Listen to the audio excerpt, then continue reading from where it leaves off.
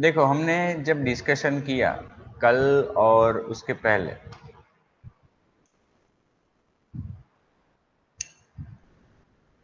तो मैंने बताया था मेन डिफरेंस में, जो आपसे कल पूछ रहा था, main difference between JSP include action and include directive is that JSP include action includes output of some secondary page or auxiliary page, other page, where whereas include directive includes the code of some other page, है ना। अभी हमने देखा कि जो internally जो servlet बनती है यहाँ पे, उसमें क्या होता है, उसमें जो कोड लिखा है हमने मेन पेज में वो कोड होगा, और जहां पे हमने सेकेंडरी पेज को इंक्लूड किया है ना, वहां पे इंक्लूड मेथड कॉल होगी और फिर उस सेकेंडरी पेज को इंक्लूड किया जाएगा। बट यहाँ पे कहीं पे भी आप सेकेंडरी पेज के कोड नहीं देख पा रहे हो, यहाँ पे कहीं पे भी सेकेंडरी पेज के कोड नहीं है। आप देखो पेज 1, पेज 2, पेज 3, किसी का भी कोड यहाँ पे नहीं है। तो वो कोड कहाँ पे होगा, पेज 1, 2, 3 का। तो वो देखो यहाँ पे इंटरनली फाइल्स बनी है पेज 1.jsp, जिसमें पेज 1 का कोड होगा जो भी हमने लिखा है।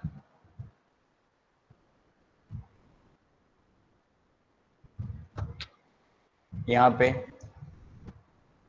ये एक्चुअली पुराना वर्जन है, आज जो हमने किया वो इसमें होगा वेब आईएनएफ के अंदर, क्योंकि वेब आईएनएफ के अंदर रखा है ना हमने, इसलिए।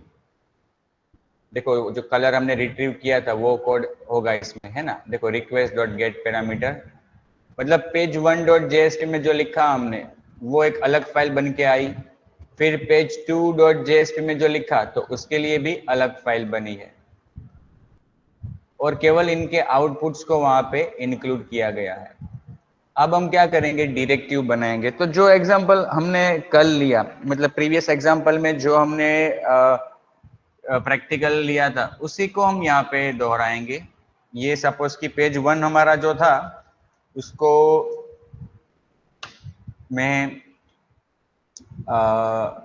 नाम देता हूं पेज 4, ठीक है।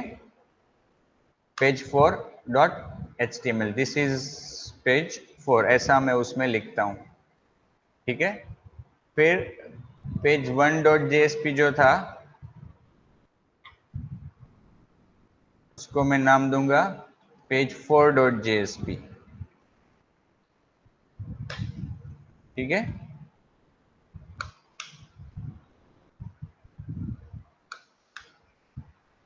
और उसमें इंक्लूड तो करना नहीं है।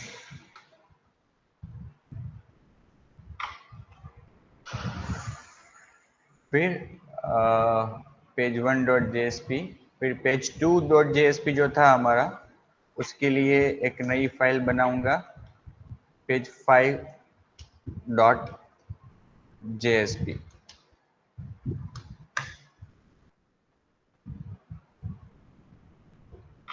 ठीक है। फिर पेज 3 जो हमारी सर्वलेट थी उसके लिए मैं एक सर्वलेट बनाऊंगा पेज 6 एक्सटेंस HTTP सर्वलेट, और यहाँ पे पेज 6 वहीं का वहीं सब कुछ है, पेज 6, ठीक है। web.xml को रहने देंगे as it is. Main 3.jsp जो था हमारा, अब मैं बनाऊंगा मेन 4.jsp, ठीक है।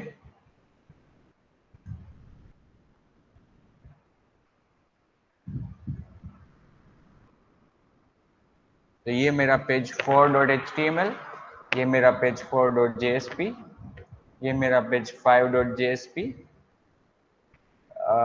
ये मेरा पेज 6.java मतलब सर्वलेट, और ये मेरा जो मेन पेज है वो। वन बाय वन सबको चेक कर लेते हैं।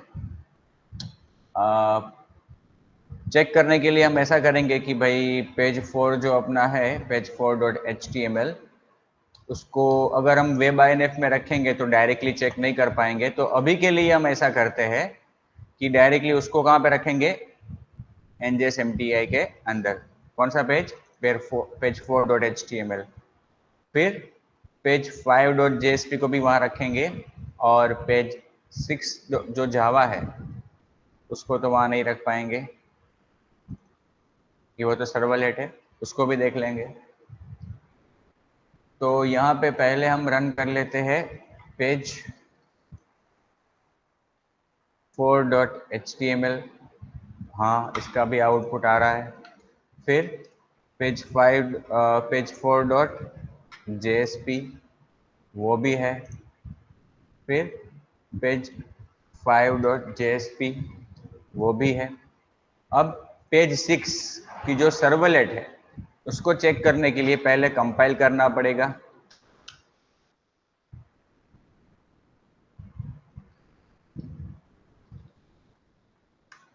जावा सी पेज 6.java, देखो ये सर्वलेट कंपाइल हो गई। तो सर्वलेट की जो क्लास फाइल बनी होगी पेज 6.class उसे मुझे कहाँ पे रखना होगा, वेब INF में क्लासेस, उसमें v4u के अंदर पेज 6.class रख दिया। अब web.xml में मुझे वो लाइंस लिखनी होगी अपने इस सर्वलेट के लिए। यहाँ से मैं 8 लाइंस कॉपी करके वहाँ पे पेस्ट करता हूँ दोबारा, सर्वलेट 26 पेज 6 सर्वलेट 26 और इसको URL देता हूँ मैं पेज 6। सेव कर लिया। अब मैं सर्वर को रिस्टार्ट करूँगा स्टॉप करके।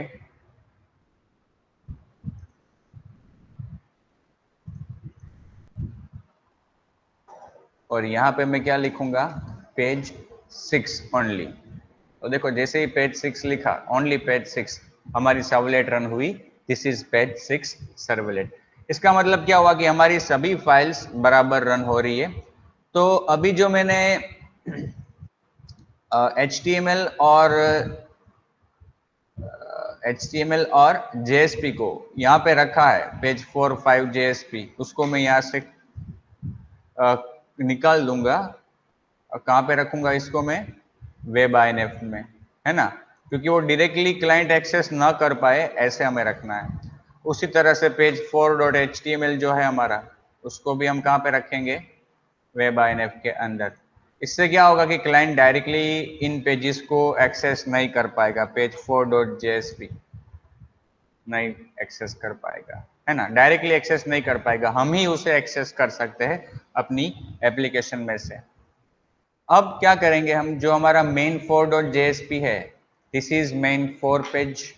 अब यहाँ पे हम पेज 4 को इंक्लूड करेंगे, कैसे, तो उसके लिए हमें क्या करना है, JSP इंक्लूड डायरेक्टिव यूज करनी है। तो उसकी सिंटेक्स ये है, %include and then file equal to, और वहां पे आपको वो पाथ देना है।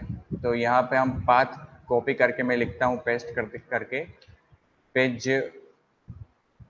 4.html include file equal to page 4.html। उसी तरह से पेज 1 जो है JSP पेज 4 जो है JSP, उसके लिए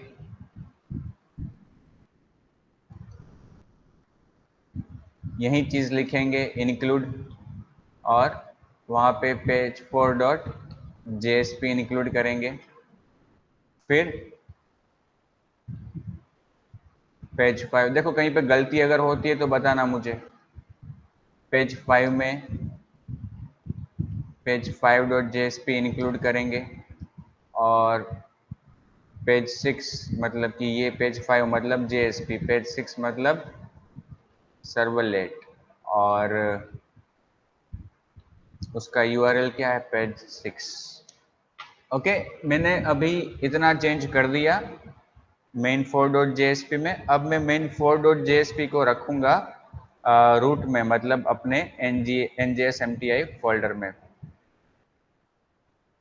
main 4.jsp।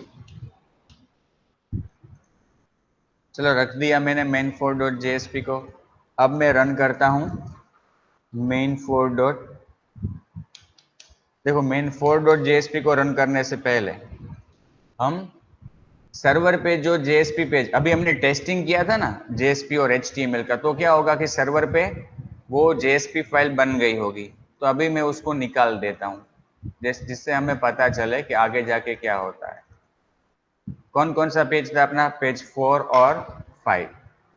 देखो ये चारों फाइल्स मैंने निकाल दी, क्लास फाइल और जावा फाइल। पेज 4 और 5 वाली फाइल्स मैंने निकाल दी। अब मैं यहाँ से main4.jsp को रन करता हूँ।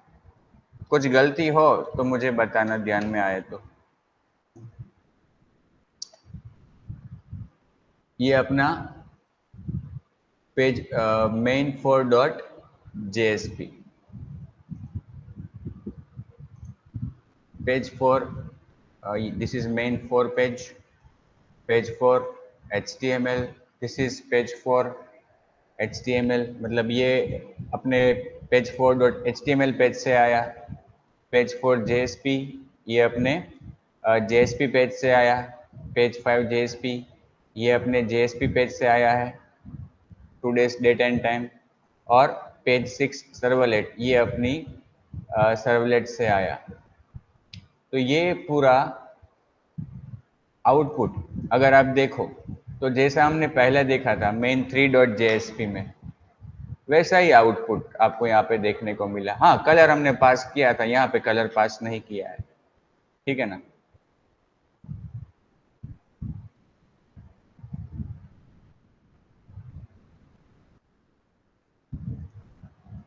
अब हम देखते हैं कि इंटरनली जो सर्वलेट बनती है इसकी, देखो यहाँ पे अब देखो पेज 4 और 5 जेएसपी के लिए यहाँ पे कोई सर्वलेट नहीं बनी। यहाँ पे अंदर देखते हैं तो देखो यहाँ पे भी पेज 4 और 5 जो हमारे जेएसपी पेज है उनके लिए कोई सर्वलेट नहीं बनी है। ओके, कोई बात नहीं। अब देखते हैं कि main4 जेएसपी जो है हमारा, उसके लिए जो सर्वलेट बनी है उसके अंदर जेएसपी सर्विस मेथड का कोड देखते हैं। देखो ये है अपना जेएसपी सर्विस का कोड। अब देखो मेन पेज में जो लिखा है हमने वो यहाँ पे आया, this is main4 page HTML, this is page 4 HTML, HTML page 4। अब देखो यहाँ पे क्या हुआ, ये जो हमारा मेन पेज है इसमें जो कुछ भी लिखा है हमने, suppose this is main4 page, तो यहाँ पे लिखा आया main4 पेज। फिर हमने पेज 4 HTML बोल्ड में लिखा, तो देखो यहाँ पे बोल्ड में पेज 4 HTML ऐसा आ गया। फिर हमने इंक्लूड किया पेज 4.html को, मतलब इस पेज को हमने इंक्लूड किया है। तो देखो यहाँ पे जहाँ पे हमने इंक्लूड किया है वहां पे पूरा पेज 4.html का पूरा कोड आ गया। ये पूरा कोड देखो आप, दिस इज पेज 4 HTML, तो पूरा यहाँ पे इंक्लूड हो गया, मतलब कोड मिक्स हो गया। उसमें क्या होता था, main3.jsp जो हमारा प्रीवियस एग्जाम्पल था उसको अगर हम देखें तो उसमें क्या हो रहा था, उसमें कोड मिक्स नहीं हो रहा था, उसमें इंक्लूड किया जा रहा था इंक्लूड मेथड को कॉल करके। देखो ये होता है जब हम इंक्लूड एक्शन यूज करते हैं। पेज 1.html को उसका आउटपुट यहाँ पे इंक्लूड होगा, लेकिन अब जब हम इंक्लूड डायरेक्टिव यूज करते हैं तो वो जो ऑक्सिलरी पेज है उसका पूरा कोड यहाँ पे इंक्लूड हो गया, है ना। फिर देखो यहाँ पे हमने लिखा पेज 4 HTML बोल्ड में लिखा, तो वो देखो यहाँ पे लिखा हुआ आया पेज 4 JSP बोल्ड में। फिर हमने यहाँ पे इंक्लूड किया है पेज 4.jsp को, तो पेज 4.jsp में जो भी है, this is message from JSP page, देखो ये वो पूरा कोड यहाँ पे आ गया, this is message from JSP page. फिर यहाँ पे हमने लिखा इंक्लूड पेज 5.jsp, तो पेज 5.jsp ये जो है हमारा टूडेज डेट एंड टाइम, तो वो भी पूरा कोड देखो यहाँ पे आ गया, this is page 5 JSP today is this. और फिर हमने पेज 6 सर्वलेट, पेज 6 सर्वलेट हमने यूज किया, तो देखो यहाँ पे एक्चुअली मेरे ख्याल से कुछ गलती हुई है। कौन बताएगा मुझे क्या गलती हुई है।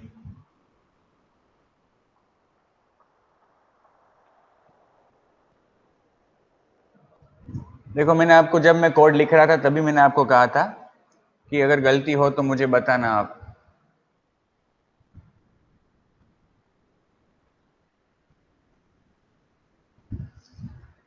ये हमने तीनों लाइंस में इंक्लूड डायरेक्टिव यूज की, लेकिन ये जो लास्ट लाइन है उसमें मैंने इंक्लूड डायरेक्टिव नहीं यूज किया, वहां पे मैंने गलती से इंक्लूड एक्शन रहने दिया। तो यहां पे मुझे क्या करना होगा अभी?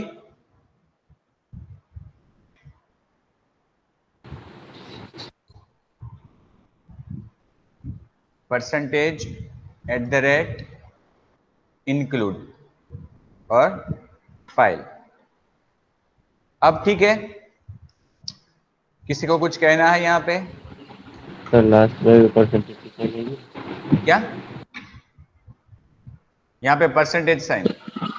लास्ट में आएगी ना सर। ओके, ये लास्ट लाइन।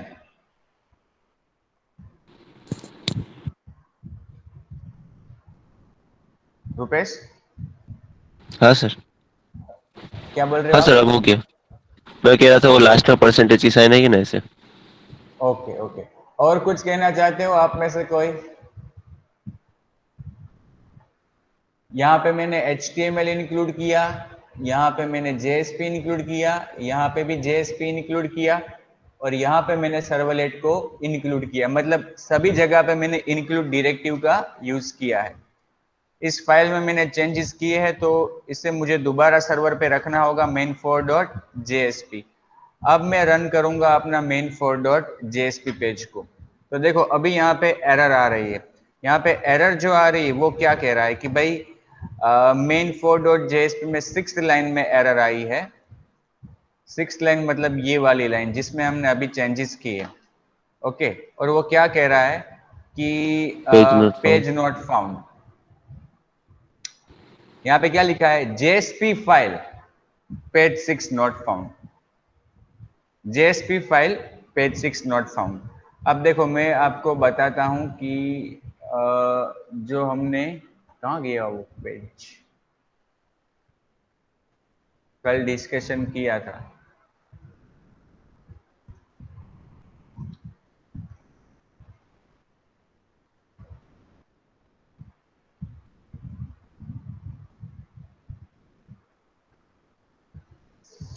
मैं आपको कब का कह रहा हूं कि अगर कुछ गलती हो तो बताना। कल हमने ये डिस्कशन किया, बतौर डिफरेंस हमने डिस्कस किया। तो यहाँ पे बोथ हाँ include sir, some file. Directive. Yes yes yes. Sir आपने कहा था डायरेक्टिव में क्या कहते हैं सर्वलेट नहीं आता। यस, वही मैं आपसे अपेक्षा कर रहा था आंसर की, कि जब हम इंक्लूड एक्शन यूज करते हैं तो we can include another JSP page, another HTML और another servlet, but when we are using include directive it must be a JSP और HTML file which we are including. तो यहाँ पे हमने servlet को इंक्लूड किया, यहाँ पे हमने सर्वलेट को इंक्लूड किया, तो वो वैलिड नहीं है, क्योंकि एक्चुअली इंक्लूड डायरेक्टिव करता क्या है? वो जिस पेज को आप यहाँ पे मेंशन करते हो उस पेज का पूरा कोड उठा के यहाँ पे वो रखता है। तो हमने यहाँ पे जो मेंशन किया है पेज 6, वो तो एक URL है। अब वो URL किसका है? पेज 6। अब यहाँ पे जो हमने ये पेज 6 लिखा है ना, वो एक्चुअली क्या है? यहाँ पे जो पेज 6 लिखा है हमने, वो तो एक क्लास फाइल है, सोर्स कोड नहीं है, वो तो क्लास फाइल है। और और इंक्लूड को तो क्या चाहिए? सोर्स कोड चाहिए।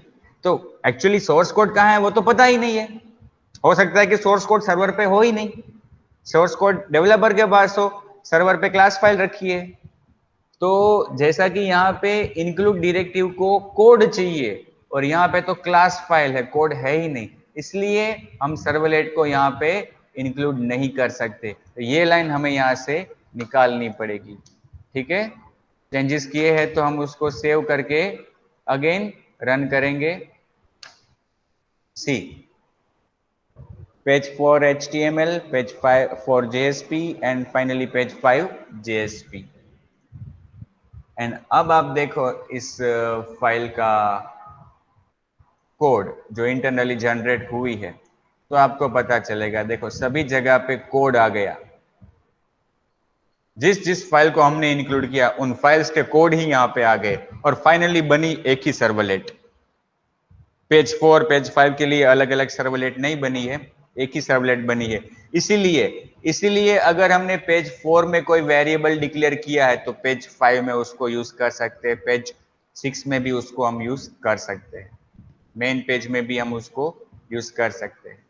जैसे कि यहाँ पे हमने पेज 4.jsp है हमारा, तो वहां पे मैंने एक डिक्लेरेशन लिख दिया, सपोज स्ट्रिंग कलर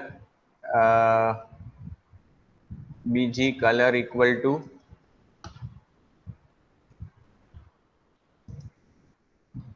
पिंक।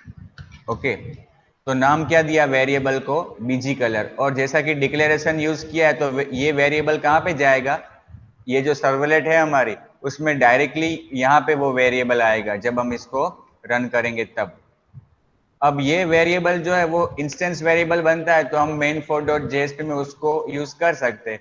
जैसे कि यहाँ पे मैं लिख सकता हूँ body bg colour equal to, यहाँ पे मैं एक्सप्रेशन यूज कर सकता हूँ ना, अभी रिक्वेस्ट, रिक्वेस्ट तो है ही नहीं ना, वो तो डायरेक्टली इंस्टेंस वेरिएबल है, तो bg कलर।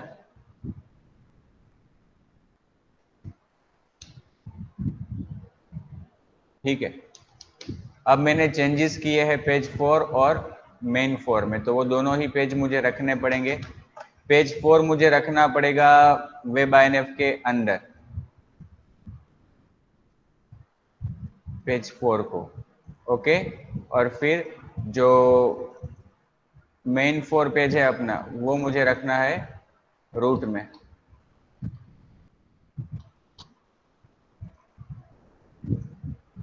ओके, अब दोबारा इसको रन करूंगा। शायद गलती की है मेरे पैरामीटर की नेम में। यहाँ पे कहाँ गया, page 4.jsp bg colour equal to pink, और यहाँ पे कहाँ गया main4.jsp। ये देखो इंटरनली जो सर्वलेट बनी उसमें ये bg कलर आ गया pink as an instance variable, string bg colour equal to pink. और अपना जो JSP सर्विस है उसके अंदर लास्ट में body bg colour equal to bg colour, मतलब जो वेरिएबल ऊपर डिक्लेयर हुआ है वो हमने यहाँ पे यूज किया पिंक। तो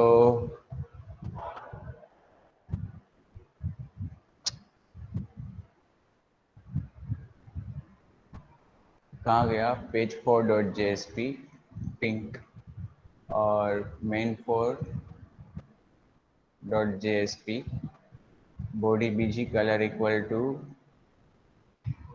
एक्सप्रेशन में लिखा है bg कलर, बिल्कुल सही लिखा है, तो पिंक कलर आ नहीं रहा है।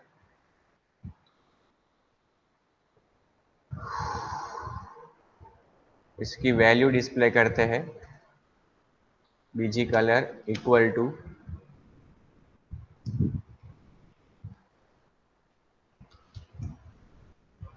चेंजेस किए हैं तो दोबारा रखना पड़ेगा main4.jsp को। ये कलर सेट करने वाली लाइन जो है उसको अभी हम निकाल देते हैं।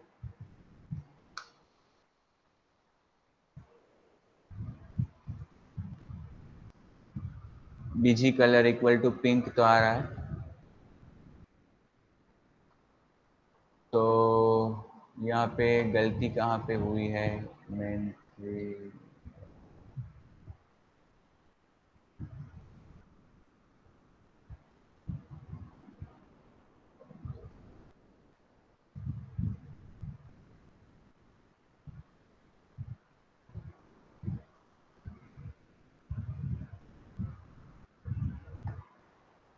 अच्छा बीजी कलर,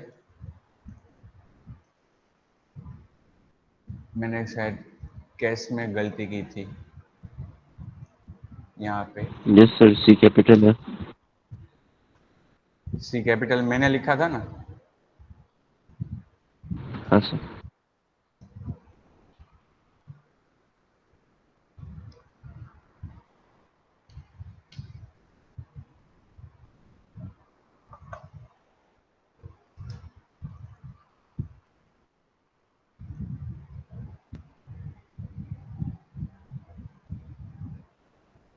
ये उसको हो क्या रहा है, बराबर तो लिखा है अभी। BG colour equal to suppose यहाँ पे हम लिख दे पिंक। ऐसा ही किया था हमने पेज 1.jsp में, यहाँ पे बीजी कलर तो ऐसा ही लिखा है।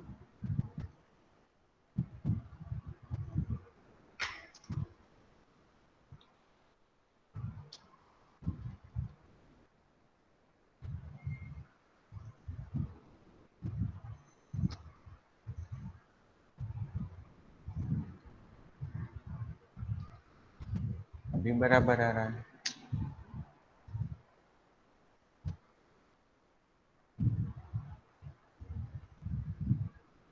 स्ट्रिंग बीजी कलर और यहाँ पे बीजी कलर, तो वही तो पूरा लिखा है।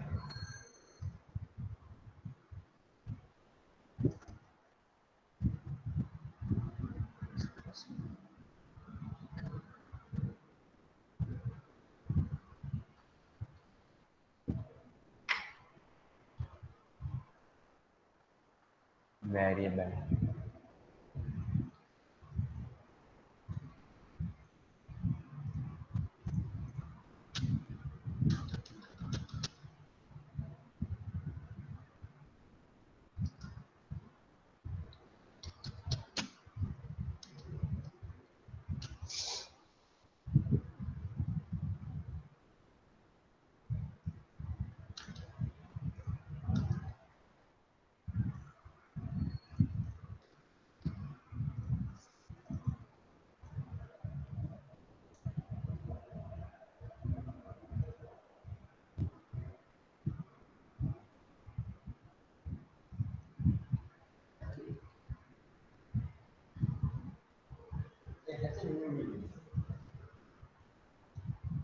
5 मिनट। अच्छा, मेरे ख्याल से यहाँ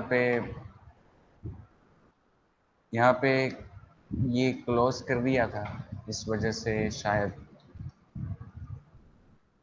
कलर सेट नहीं हो पा रहा। नहीं, अब तो हो गया। तो प्रॉब्लम क्या थी वो पता नहीं चला। बीजी कलर तो यही लिखा था हमने, स्पेस जैसा कुछ रखा था या नहीं, ऐसा भी कुछ नहीं था।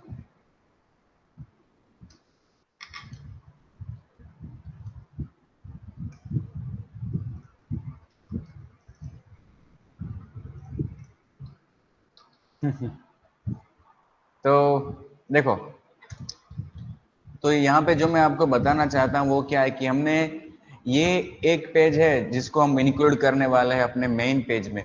यहाँ पे मैंने डिक्लेरेशन के जरिए कोई वेरिएबल डिक्लेयर किया, तो उस वेरिएबल को हम यहाँ पे भी यूज कर सकते हैं, मतलब मेन फोर में, है ना। क्योंकि ये जो यहाँ पे वेरिएबल जिस कोड में लिखा है, ये पूरा कोड उसी फाइल में जाने वाला है ना।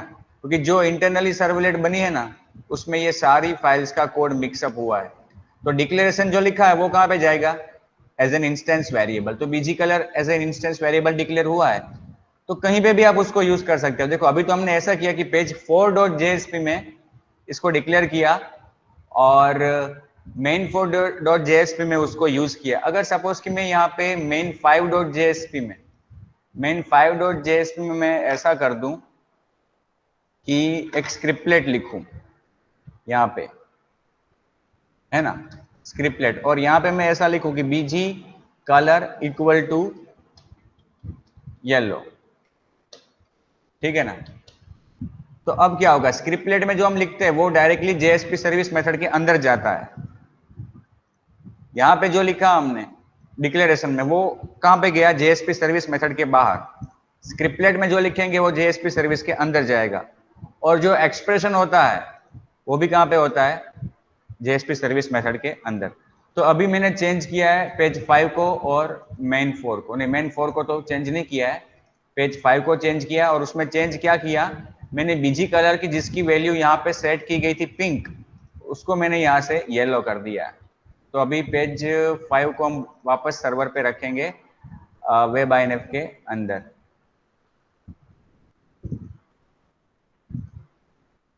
अगेन रन करूंगा पेज 4.jsp, तो देखो अभी कलर येलो हो गया। वो क्यों हुआ, तो ये आपको पता चलेगा इंटरनली जो सर्वलेट बनी है उसमें से। देखो ये जो इंटरनली सर्वलेट जनरेट हुई है उसको अगर आप देखो तो नो डाउट बीजी कलर यहाँ पे इंस्टेंस वेरिएबल डिफाइन हुआ और इनिशियल वैल्यू उसको मिली पिंक। लेकिन जैसे ही जेएसपी सर्विस में हम जाएंगे, जेएसपी सर्विस मेथड के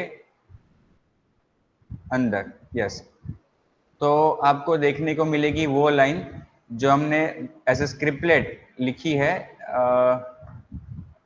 पेज 5 के अंदर। देखो ये लाइन, नहीं ये लाइन नहीं, एक्चुअली पेज 5.jsp में BG colour equal to yellow लिखा है, तो वो एज ए मेरे ख्याल से ये पुराना वर्जन है, इसको वापस ओपन करना पड़ेगा।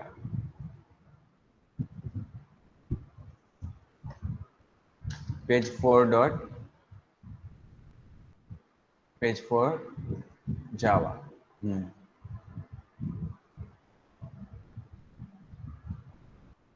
देखो यहाँ पे ये लाइन आई, BG colour equal to yellow. कहाँ पे आई ये लाइन, जेएसपी सर्विस के अंदर, जहाँ पे हमारा पेज 5 का कोड, पेज 5 का कोड जहाँ पे शामिल हुआ है वहां पे सभी लाइंस आउट डॉट राइट में गई, लेकिन ये line BG colour equal to yellow, क्योंकि वो हमने स्क्रिप्टलेट लिखी है। स्क्रिप्टलेट यहाँ पे जो लिखा होता है वो directly as it is put किया जाता है जेएसपी सर्विस मेथड के अंदर। तो देखो यहाँ पे बीजी कलर येलो हो गया, और फिर हमने कलर सेट किया, मतलब कलर सेट करने का कोड बाद में लिखा है।